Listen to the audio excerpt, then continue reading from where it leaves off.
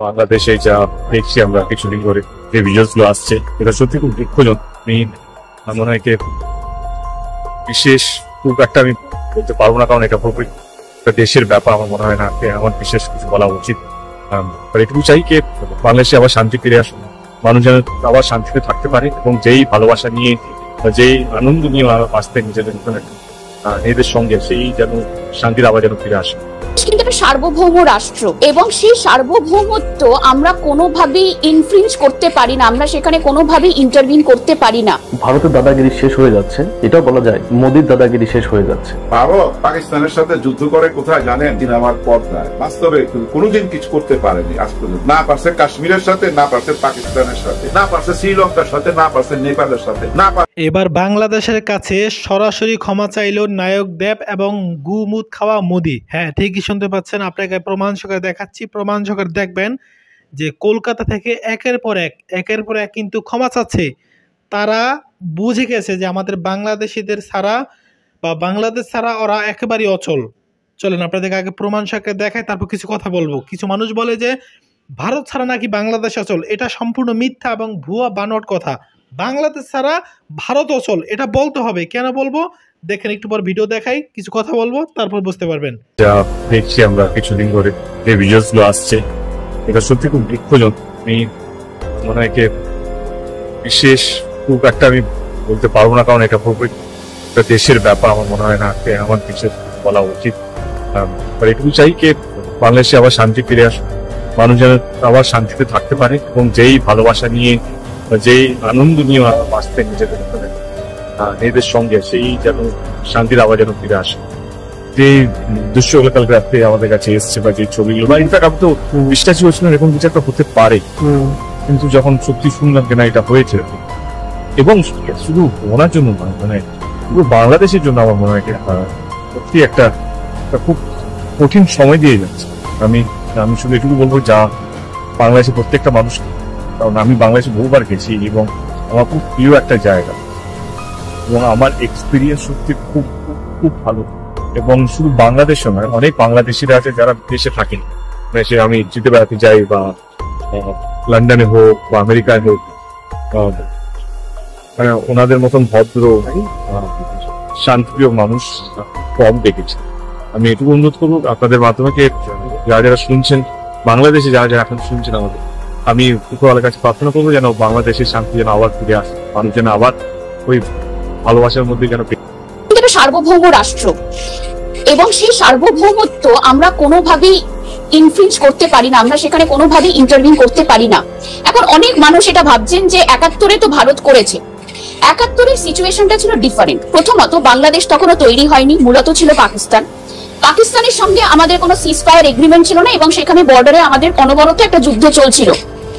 তৃতীয় যে বিষয়টা, সেটা হচ্ছে সেই সময় মুজিবুর রহমান তিনি নিজে পার্সোনালি ইন্দিরা গান্ধীর কাছে এসে সাহায্য চেয়েছিলেন। এখানে কিন্তু বাংলাদেশের তরফে ভারতের থেকে কোনো সাহায্য চাওয়া হয়নি। বুঝতে হবে যে যেভাবে বাংলাদেশে অ্যান্টি ইন্ডিয়া সেন্টিমেন্টস গুলো বৃদ্ধি পেয়েছে ওভার দ্য ইয়ার্স, এবং মূলত লাস্ট কয়েকটা মাসে যেভাবে বেড়েছে অ্যান্টি ইন্ডিয়ান সেন্টিমেন্ট, সেখানে কিন্তু ভারতের পক্ষে এই মুহূর্তে দাঁড়িয়ে কোনো হঠকারী সিদ্ধান্ত নেওয়া আমার মনে হয় না খুব একটা কনস্ট্রাকটিভ স্টেপ হবে। রাদার আমার মনে হয়, কারণ আমরা দেখুন আজকে বাংলাদেশের ক্ষেত্রে largest trading partner definitely India, কিন্তু ইন্ডিয়া যদি ট্রেডিং বন্ধ করে দেয়, ইন্ডিয়াকে রিপ্লেস করার জন্য কিন্তু আরো 5টা দেশ আছে, তার মধ্যে চায়নাও রয়েছে।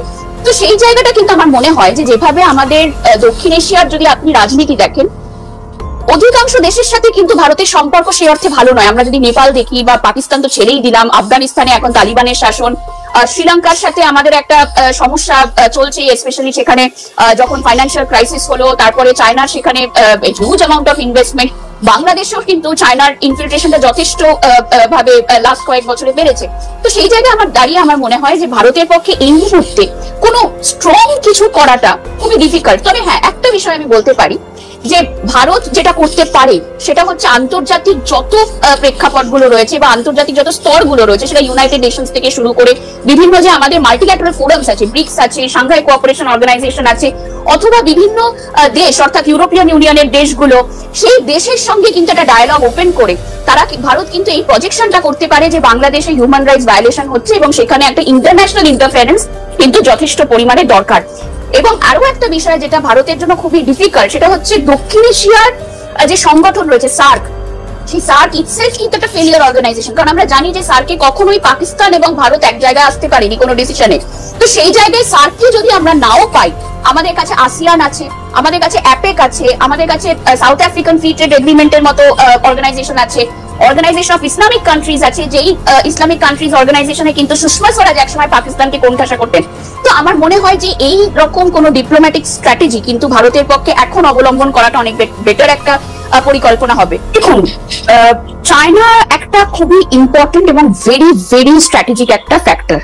তার কারণ হচ্ছে আমাদের বুঝতে হবে প্রথমত বাংলাদেশে কিন্তু চীনের যথেষ্ট পরিমাণে ইনভেস্টমেন্ট রয়েছে, স্পেশালি সেটা রয়েছে চট্টগ্রাম পোর্টে। এবার আমাদের বুঝতে হবে যে চায়না কেন এতটা ইম্পর্টেন্ট। তার কারণ হচ্ছে 2013 সালে শি জিনপিং একটি নীতি অবলম্বন করে যেটাকে বলা হয় বেল্ট অ্যান্ড রোড ইনিশিয়েটিভ, এবং এই নীতির মাধ্যমে শি জিনপিং মূলত দক্ষিণ এশিয়ার দেশগুলোর সাথে যে ধরনের ইনভেস্টমেন্ট করে চলেছে সেটা হচ্ছে মূলত ভারত মহাসাগরে চীনের নেভাল যে ক্যাপাবিলিটি সেটাকে বাড়ানোর জন্য। তার কারণ আমাদের বুঝতে হবে যে চায়নার যে এনার্জি রিকোয়ারমেন্ট অর্থাৎ তেল, এই তেলটা মূলত আসে মধ্যপ্রাচ্য থেকে, এবং মধ্যপ্রাচ্য থেকে ভারত মহাসাগরের রুট হয়ে কিন্তু সেটা চায়নাতে যায়। এবং চায়নার কাছে দেশ অর্থাৎ পাকিস্তান, বাংলাদেশ, শ্রীলঙ্কা এবং মায়ানমার, এই চারটে দেশ কিন্তু অত্যন্ত গুরুত্বপূর্ণ, কারণ এই চারটে দেশই কিন্তু চায়নাকে রাস্তা করে দিতে পারে ভারত মহাসাগর অব্দি। মায়ানমারে আমরা জানি সিটওয়ে পোর্টে, কিয়াকফু পোর্টে চায়নার মারাত্মক ইনভেস্টমেন্ট রয়েছে, বাংলাদেশের চট্টগ্রামে, শ্রীলঙ্কার কলম্বোতে, পাকিস্তানের গোয়াদারে। এবার সমস্যা হচ্ছে চীন কিন্তু চাইছে এই দেশগুলোতে ইনভেস্টমেন্ট করে এই দেশে চায়নার একটা পাপেট সরকার বসাতে, যেটা আমরা শ্রীলঙ্কার আমরা শ্রীলঙ্কার ক্ষেত্রে দেখেছি, আমরা মালদ্বীপের ক্ষেত্রে দেখেছি। মায়ানমারে ডেফিনেটলি একটা অন্যরকম সমস্যা চলছে, কারণ যেহেতু সেখানে সেনা অভ্যুত্থান হয়ে গেছে। বাংলাদেশের ক্ষেত্রে কিন্তু চায়না মূলত চেয়েছিল একটা স্টেবল গভর্নমেন্ট, এবং অনেকেই মনে করছে যে এই আনস্টেবিলিটিটার পেছনে চায়নার হাত আছে। কিন্তু একটা বিষয় আমাদের বুঝতে হবে যে চায়না চুপচাপ থাকলেও আনস্টেবিলিটিটা কিন্তু চায়না একেবারেই চায় না, কারণ চায়না সেখানে বিজনেস ইন্টারেস্ট ক্ষতিগ্রস্ত হচ্ছে। কিন্তু সমস্যা হচ্ছে আমরা যদি চায়নার ইন্টারন্যাশনাল স্ট্যান্ড পয়েন্ট দেখি, সেটা আফগানিস্তানের ক্ষেত্রে হোক, শ্রীলঙ্কার ক্ষেত্রে হোক, মায়ানমারের ক্ষেত্রে হোক, চায়না কিন্তু জেনারেলি কখনো কোনো স্টেটমেন্ট দেয় না। চায়না ওয়েট অ্যান্ড ওয়াচ করে, এবং সেখানে যদি দেখে যে কোনো একটা পার্টিকুলার সরকার, সেটা যদি তালিবান হয় আফগানিস্তানের ক্ষেত্রে, বা বাংলাদেশের ক্ষেত্রে যদি এরকম একটা আনস্টেবল গভর্নমেন্ট হয়, বা মায়ানমারের সেনা হয়, চায়না কিন্তু তাদের সাথে হাত মিলিয়ে নেয় শুধু তার বিজনেস ইন্টারেস্টের জন্য। এখন এক্ষেত্রে বাংলাদেশের ক্ষেত্রে আমরা দেখছি যে পাকিস্তানের কিন্তু একটা প্রত্যক্ষ এবং পরোক্ষ মদত রয়েছে শেখ হাসিনাকে ক্ষমতাচ্যুত করা, এবং সেখানে মোহাম্মদ ইউনিসের একটা সরকার গঠন করা, যে মোহাম্মদ ইউনিস কিন্তু অ্যাকচুয়ালি ইসলামিক ফান্ডামেন্টালিস্টের হাতে একটা পুতুল, এর বেশি কিছু নয়। তো এর পেছনে কিন্তু আইএসআই এর একটা বড় ভূমিকা রয়েছে। কিন্তু সমস্যা হচ্ছে আইএসআই কিন্তু একটা প্রচুর পরিমাণে ফান্ডিং পায় চায়না থেকে। তো সেই জায়গায় সেই দিক থেকে আমরা বলতে পারি যে চীনের ডাইরেক্ট কোনো ইনফ্লুয়েন্স না থাকলেও একটা পরোক্ষ মদত কিন্তু চীনের রয়েছে, সেটা থ্রু পাকিস্তান। এখন ভারতের ক্ষেত্রে বাংলাদেশ একটা বড় মাথা ব্যথার কারণ। তার প্রধান কারণ হচ্ছে বাংলাদেশে আমরা দেখেছি বিগত কয়েক বছরে প্রো চায়না একটা সেন্টিমেন্ট কিন্তু বাংলাদেশের মানুষের মধ্যে তৈরি। শেখ হাসিনা গভর্নমেন্ট তিনি অনেক বেশি প্রো ইন্ডিয়ান ছিল, তার কি কারণ সেটা আমরা মূলত সবাই জানি। কিন্তু তার হলেও শেখ হাসিনা কিন্তু চায়নার সঙ্গে একটা ভালো সুসম্পর্ক বজায় রাখার চেষ্টা করেছে। কিন্তু বাংলাদেশের যারা বিরোধী দলগুলো ছিল, যারা আওয়ামী লীগের বিরোধী ছিল, মেনলি বিএনপি বা অন্যান্য যে ক্ষুদ্র দলগুলো রয়েছে, তারা কিন্তু অনেক বেশি প্রো চাইনিজ, কারণ তারা অনেক বেশি অ্যান্টি ইন্ডিয়ান। এখন বাংলাদেশ একটা দুর্বল অর্থনীতি, বাংলাদেশ একটা দুর্বল দেশ, তাকে ডিপেন্ড করতে হবে একটা বড় দেশের ওপর, either that is India or China. এখন সমস্যা হচ্ছে যে যদি ইন্ডিয়া কোন রকম কোন স্ট্রিংজেন্ট অ্যাকশন বাংলাদেশের ক্ষেত্রে নেয়, তাহলে সেখানে চায়নার ইনফিলট্রেট করে যাওয়াটা কিন্তু অনেক বেশি ইজি হবে। কারণ অলরেডি আমাদের বুঝতে হবে যে বাংলাদেশে দেখুন, যেটা আমি বললাম যে ভারতের পক্ষে এখন বাংলাদেশ নিয়ে অতিরিক্ত করা স্টেটমেন্ট মানে সেখানে চায়নাকে একেবারে ইনভাইট করে দেওয়া। এবং আমরা জানি যে চায়নার সঙ্গে ডিসএনগেজমেন্টটা কিন্তু ভীষণভাবে গুরুত্বপূর্ণ ছিল। ভারত পাকিস্তানের সাথে যুদ্ধ করে কোথায় জানেন? সিনেমার পর্দায়। বাস্তবে কোনোদিন কিছু করতে পারেনি আজ পর্যন্ত।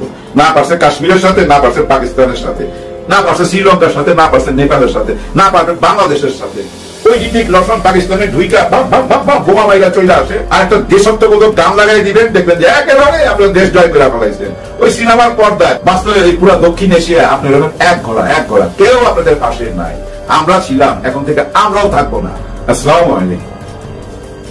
আপনাদের কি মনে হয়, দেশ ঠিক পথে যাচ্ছে না ভুল পথে যাচ্ছে? ভারতের লাফালাফি তো শুরু হয়ে গেছে, কিভাবে দেখতেছেন? আসেন একটু আলোচনা করি। আলোচনার আগে আল্লামা সাইদি হুজুরের একটা ছোট্ট গল্প বলি। ওনার ওয়াজে শুনছিলাম তাহলে না আপনাদের বুঝতে সুবিধা হবে। এক সাধুর কাছে গিয়ে বলে যে আমাকে আপনার শিষ্য বানান। সাধু তখন বলে তুমি তো সাপ, তোমাকে শিষ্য বানাইতে হলে আমার একটা কঠিন পরীক্ষার মধ্যে দিয়ে যাইতে হবে। যে বলেন কি পরীক্ষা? বলে যে তুমি আগামী 7 দিন কাউকে দংশন করতে পারবে না। তা আমি মেনে নিলাম, আগামী 7 দিন আমি কাউকে দংশন করবো না, ছোবল মারবো না। বলে সাপ বেরিয়ে যায়। কোথায় যাবে?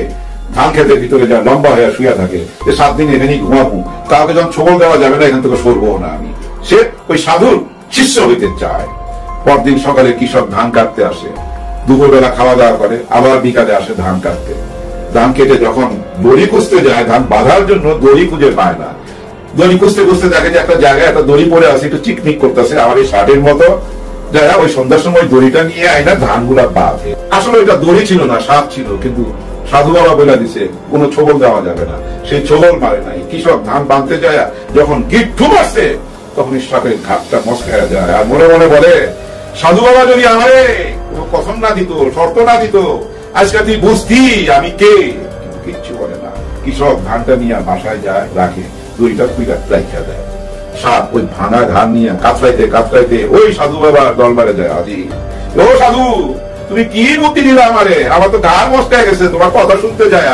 আপনি দেখা তুমি তো চলে গেছে, সাপের জাত তো রাত ফুসফুস করতেছে, ভিতরে প্রকাশ করতেছে না। তখন সাধু বলে কি ঘটনা? এরকম এরকম আমি শুয়ে আছিলাম, আমার দড়ি বানায় ধান বাঁধছে। আর ওরে বেকু, পরে যখন দড়ি বানাইয়া গিট্টু মারতে গেছিল তখন তুই ফুস করে উঠবি না কেন? আমি তো তোকে ছোবল দিতে না করছি, দংশন করতে না করছি, ফুস করতে তো আর না করি নাই। তুই যদি ফুস করে উঠতি দেখতি 3টা লাফ দিয়া দিল্লি থেকে পৌঁছাইতো। কথা সত্যি, কথা সত্যি। দেখেন 5ই আগস্টে যখনই ফুস হয়ে উঠছে ছাত্র জনতা, তখনই কিন্তু 3 লাফে দিল্লি চলে গেছে। আল্লামা সাইদি হুজুর, আল্লাহ আপনাকে বেশ নসিব করুন। আপনার প্রতিটি কথা সত্যি সত্যি সত্যি। এবার আসি, কেন আমাদের সম্পর্কটা বাংলাদেশের সাথে ভারতের এই অবনতি হওয়াতে খারাপ হইল না ভালো হইল? 100-এ 100 ভালো হইল। 57 বছর তো একসঙ্গে সংসার করলাম, দেখলাম তো প্রতিবেশী কোনোদিন বন্ধু হয় না। আমাদের নোয়াখালীতে একটা কথা বলে, আইলেনি বন্ধুর মুখের দিকে, বন্ধু জানে আর মুখের দিকে। কথাটার মানি বুঝছেন? আমি দেখি বন্ধুর মুখের দিকে, বন্ধু আমার কেমন আছে, মুখটা শুকনা, হাসি আছে না দুঃখ, আমি দেখি বন্ধুর মুখের দিকে। আর বন্ধু ভুইরা দেখে আমার মুখের দিকে, মানে পাছার দিকে। নিয়ত খারাপ। এমন বন্ধু থাকাচ্ছে না থাকাই ভালো। তাই আমাদের উপদেষ্টা সরকার একটা চাল দিছে, আমার ধারণা না হলে চিন্ময় কৃষ্ণ দাসকে ওই টাইমে অ্যারেস্ট করার কোনো কথাই না। এয়ারপোর্ট থেকে অ্যারেস্ট করার পর কি ঘটতে পারে এটা আমরা অনেকে না জানলো, ওনারা ঠিকই জানতেন যে এই অ্যারেস্টের কারণেই ভারতের মুখোশ খুলে যাবে, এবং সত্যি সত্যি খুলে গেছে। হায় হায় কি প্রভাকাণ্ডা, এত ন্যারো মাইন্ডেড। আমার তো মাঝে মাঝে জানেন এত রাগ হয়, এত গালি দিতে ইচ্ছা করে। একটা চ্যানেলে দেখলাম কি জানেন, একটা ছেলের মাথায় ব্যান্ডেজ মুন্ডেজ বাইন্দা নিয়ে নিছে, হাতে ব্যান্ডেজ বাঁধছে, ওরে জিজ্ঞাসা করতেছে, আবার জল খাওয়াইতেছে। ও নাকি বাংলাদেশে আসছিল, তাকে হিন্দু বইলা, ভারতের হিন্দু বইলা, শুধু হিন্দু না ভারতের হিন্দু বইলা তাকে ঢিল দিয়ে মাথা ফাটাইছে, ব্যান্ডেজের উপর দিয়ে আবার রক্ত। আমরা সিনেমায় আগে দেখাইতাম, যখন ব্যান্ডেজ বাঁধতাম দেখবেন হিরোদের মাথায়, রাজ্জাক ভাই বেশি পাইবেন, এখানে একটু রক্ত লাগাই দিতাম। অরিজিনালি যদি আপনি মেডিকেলে যায় ব্যান্ডেজ করেন, কোনো রক্ত ভাইসা উঠবে না, কিন্তু সিনেমার জন্য আমরা দিতাম। এই ছাড়াও তা করছে, একেবারে চুটিয়া একটা মানুষ। এই ভারতের মিডিয়া গুলা সবগুলা চুটিয়া। ওই ব্যান্ডেজ বাংলায় ওরা এসে বলতেছে ওনাকে বাংলাদেশে আইছিল, ওরে ইট পাটকেল মারছে। কত বড় অসভ্য, বর্বর। আসলে কিন্তু ভারত কিন্তু খুব বর্বর। এতদিন আমরা বুঝি নাই, 53 বছর লাগছে আমাদের বুঝতে। 4 মাসে খুলে দিয়েছে উপদেষ্টা সরকার তাদের মুখোশ। সত্যি জানিস ওরা ফাঁদে পড়ছে, কিন্তু ভারতের ফাঁদে ফেলা হয়েছে। দেখেন এই যে আমরা এখন যেভাবে সবাই ভারতের বিরুদ্ধে কথা বলতেছি, এই চিন্ময় কৃষ্ণ দাসের অ্যারেস্টের একদিন আগেও কিন্তু আমরা ভারতের এতটা বিরুদ্ধে ছিলাম না। এখন কিন্তু আওয়ামী লীগ সুদ্ধা বুঝতে পারতেছে আসলে তো ভারত লোক ভালো না, কারণ তারা তো দেখতেছে এখানে কোনো হিন্দু বাড়িকে অ্যাটাক হচ্ছে না, কোন বাড়ি ঘর পুরানো হচ্ছে না। ওরা এগুলা কেন বলতেছে? সবাই তো ভাই আর আওয়ামী লীগের ফায়দা লুটে নাই, অনেক আছে সাদা মনে পৈতৃক সূত্রে পাওয়া আওয়ামী লীগ করে তারা। হ্যাঁ, এই জন্যই ওই যে আমি মাঝে মাঝে বলি যে কাউকে নিষিদ্ধ করা যাবে না, ছাত্রলীগকে নিষিদ্ধ করাতে দেখেন না বিভিন্ন রূপে প্রকাশ পাইতেছে। কাউকে নিষিদ্ধ করলেই না আন্ডারগ্রাউন্ডে চলে যায়। আন্ডারগ্রাউন্ডে যাওয়া মানে কি জানেন? টাকা পয়সা, আর্মস, অরাজকতা, রাহাজানি, ফুটপেরা বাইরে রাহাজানি, অত্যাচার, জুলুম, কেওয়াজ লাগাইয়া আবার লুকায় যাবে। লুকাইবার মতো বর্ডার আছে, বর্ডারে এই পার আর এই পার, ওরা এগুলো করাবে কিন্তু আমাদের দেশে। কিন্তু না, মুখোশ খুলে দিছে বর্তমান সরকার। একেবারে কারেক্ট কাজটা করছে। এখন কিন্তু দেখেন একই মঞ্চে সবাই চলে আসছে, পুরো বাংলাদেশের মানুষ বুঝা ফেলাইছে। এখন আমাদের জাতীয় ঐক্য করতে আর কোনো প্রবলেম নাই। এর নামে মাস্টার মাইন্ড কি খেলাটা খেলছে চিন্তা করেন। 53 বছর যে খেলাটা আমরা খেলতে পারি নাই, সেই গেমটা খেলছে ইউনূস সরকার। আরে ভাই তোরা বলস মানব অধিকারের কথা, আমরা নাকি এখানে মানব অধিকার লঙ্ঘন করতেছি। এই যে মমতা ব্যানার্জি বেকুব, আপনি আপনারা পুরো ভিডিও ক্লিপটি দেখলেন এবং এই যে নায়ক নাকি জানি দেব নাকি বলা হয়, ও আর ভারত কয়েকটা শুনতে পারলেন এদের কথা। তো এগুলো না, আপনাদেরকে আমি এখন প্রমাণ দেখাই। একটা জিনিস শোনেন, আপনারা সব সময় শুনে আসছেন বা আমাদের দেশে কিছু চাটুকর বলমু না এরা এদেরকে নির্বুধ বলমু না মূর্খ বলমু, আমি কিছু বুঝতে পারতেছি না। সেই ছাগলগুলো বলে যে ভারত ছাড়া নাকি আমরা অচল, এই যে একটা কথা বলে। দেখেন, ভারত ছাড়া আমরা অচল নাকি আমাদের ছাড়া ভারত অচল? আমরা একটু দেখাই। আমরা যদি ভারতের পেঁয়াজ না কিনি, রসুন না কিনি, আলু না কিনি, তাহলে ভারতের মানুষ এগুলো কোথাও অন্য কোথাও কিন্তু এগুলো বিক্রি করতে পারে না, বেশি দামে বেচতে পারে না। বেচতে পারে ভাই, 10 টাকাটা যদি 2 টাকা দেয় পাগলও নিব, এটা সাধারণ বিষয়। তো কথা হচ্ছে আমরা কিন্তু চওড়া দামে কিন্তু তাদের কাছ থেকে কিনে আনি। আসসালামু আলাইকুম। নূরে মুহাম্মাদি সাল্লাল্লাহু আলাইহি সাল্লাম থেকে সকল মাখলুক সৃষ্টি। হযরত ইবনে আব্বাস রাদিয়াল্লাহু তাআলা আনহু বর্ণনা করেন, সৃষ্টি শূন্য অবস্থায় নূরে মুহাম্মাদি সাল্লাল্লাহু আলাইহি সাল্লাম 12 সহস্র বছর ধরে আল্লাহ তাআলার ইবাদতে মশগুল থাকেন। অতঃপর আল্লাহ পাক নূরে মুহাম্মাদি সাল্লাল্লাহু আলাইহি সাল্লামকে 4 ভাগে ভাগ করে, 1 ভাগ দিয়ে আরশ, 1 ভাগ দিয়ে কলম, 1 ভাগ দিয়ে জান্নাত এবং 1 ভাগ দিয়ে আলমি আর রহ এবং সমগ্র মাখলুক পয়দা করেন। উল্লেখিত 4 ভাগের 3 ভাগ দিয়ে আল্লাহ পাক রব্বুল আলামিন জ্ঞান, বিবেক, লজ্জা ও প্রেম প্রীতি ভালোবাসা আর 1 ভাগ দিয়ে আমাকে সৃষ্টি করেন। নবী করিম সাল্লাল্লাহু আলাইহি সাল্লাম বলেন, আমি আল্লাহর শ্রেষ্ঠ নূর থেকে এবং সমগ্র জগৎ আমার নূর থেকে সৃষ্টি হয়েছে। এরপর আল্লাহ পাক রব্বুল আলামিন কলমকে আদেশ করেন আরশের উপর কালেমা লা ইলাহা ইল্লাল্লাহু মুহাম্মাদুর রাসূলুল্লাহ লিখতে। কলম আল্লাহর আদেশ পেয়ে 400 বছর পর্যন্ত কালেমা লা ইলাহা ইল্লাল্লাহ লিখতে থাকে। অন্য এক বর্ণনায় রয়েছে কলম লা ইলাহা ইল্লাল্লাহ পর্যন্ত লিখে নিবেদন করলো, ইয়া রব্বুল আলামিন, আপনি তো এক ও অদ্বিতীয়, আপনার নামের সাথে যুক্ত এই সম্মানিত নাম কার শোভা পাচ্ছে? আল্লাহ পাক রব্বুল আলামিনের পক্ষ থেকে জবাব এলো, এই নাম আমার সম্মানিত হাবিবের, তুমি লেখো মুহাম্মাদুর রাসূলুল্লাহ। এই আদেশ আল্লাহ পাকের ভীতিকর সম্বোধনের প্রভাবে কলমের মুখ ফাঁক হয়ে যায় এবং কলম মুহাম্মাদুর রাসূলুল্লাহ লেখে। তখন থেকেই কলমের মুখে ফাঁক রাখার নীতি চালু হয়েছে, যা কিয়ামত পর্যন্ত চলতে থাকবে। সুবহানাল্লাহ।